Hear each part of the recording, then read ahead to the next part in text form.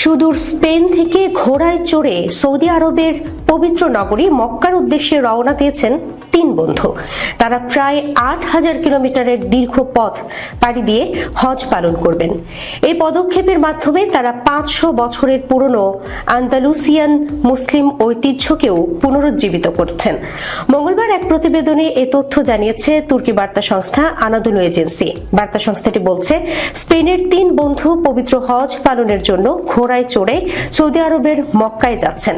তিন বন্ধুর একজনের একটি প্রতিজ্ঞার কারণে এভাবেই তারা পবিত্র এই যাত্রা শুরু করেছেন। স্প্যানিশ ওই তিন বন্ধু হলেন আব্দুল্লাহ হার্নান্দেজ, আব্দুল কাদের হারকাসি এবং তারেক রদ্রিগেজ। গেল ৩.৫ মাস আগে তারা স্পেন থেকে ঘোড়ার পিঠে চেপে হজের উদ্দেশ্যে রওনা হন এবং দীর্ঘ পথ পাড়ি দিয়ে তারা তুরস্কের ইস্তাম্বুলে পৌঁছান। এখন তাদের যাত্রার আর অল্প অংশই বাকি আছে। স্পেন থেকে দীর্ঘ ৮,০০০ কিলোমিটার পথ ভ্রমণে ইতালি, ক্রোয়েশিয়া, বসনিয়া ও হার্জেগোভিনা থেকে শুরু করে গ্রিস এবং তুরস্ক হয়ে সিরিয়ার মধ্য দিয়ে তারা সৌদি আরবে পৌঁছাবেন।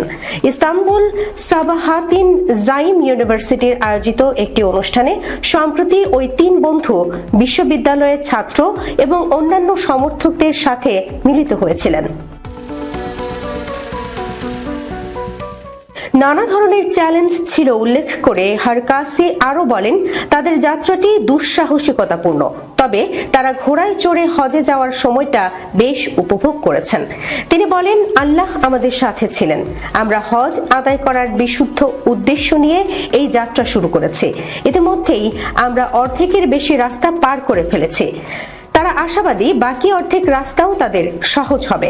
স্প্যানিশ ওই তিন বন্ধু জানিয়েছেন, তারা তুরস্কে রমজান মাস কাটাতে চান।